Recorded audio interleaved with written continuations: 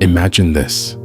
A small, close-knit community has been paying unaccounted taxes to a group of leaders for over 70 years. These leaders came promising salvation, swearing to protect them from corruption, from outside threats, from enemies lurking around every corner.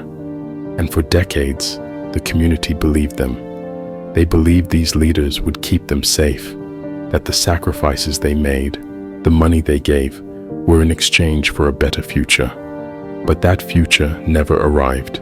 Year after year, the taxes grew, and so did the promises. Then one day, COVID hits.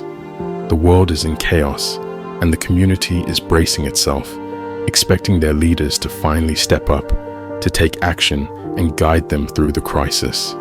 After all, that's what they've been paying for, right? But instead of offering help, support, or relief, the leaders do the unthinkable. They raise the taxes even higher.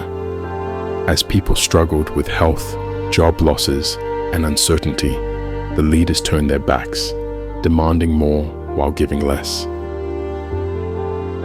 Leadership. It's a word we hear all the time, but what does it really mean? More importantly, who are the people we choose to lead us?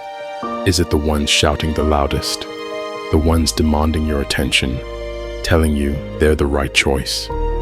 Or are the real leaders the ones quietly working in the background, leading by example, not asking for the spotlight, but deserving of it? Think about it. The people who ask you to make them your leader, what are they really offering? They promise success, they promise change, they promise to fix what's broken. But have they earned that role? Do they truly understand the weight of leadership? Or are they just craving the power that comes with it? Real leaders don't seek power for power's sake. They don't chase titles.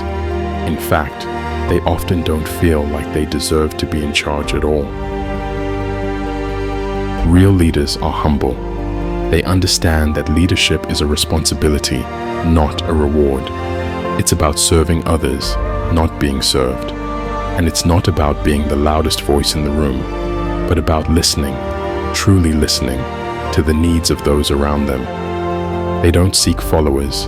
Instead, people naturally follow them because of the example they set. They're not busy asking for your trust. They're busy earning it through their actions, through their character. And that's the key difference. The real leaders, the ones we should be following, aren't out there demanding attention. They're quietly, consistently, and steadily doing the work. They're the ones who are so deeply committed to their purpose that they don't have time to convince others of their worth. Their actions speak for themselves. So, when someone is asking you to follow them, stop and ask yourself, why do they need to ask? Why do they need to convince you? If they were truly a leader, wouldn't their actions have already spoken for them? True leadership is not about charisma or charm. It's about humility, integrity, and the quiet, unshakable confidence that comes from doing the right thing, even when no one is watching. Leaders don't feel entitled to their position. In fact, they often feel like they don't deserve it.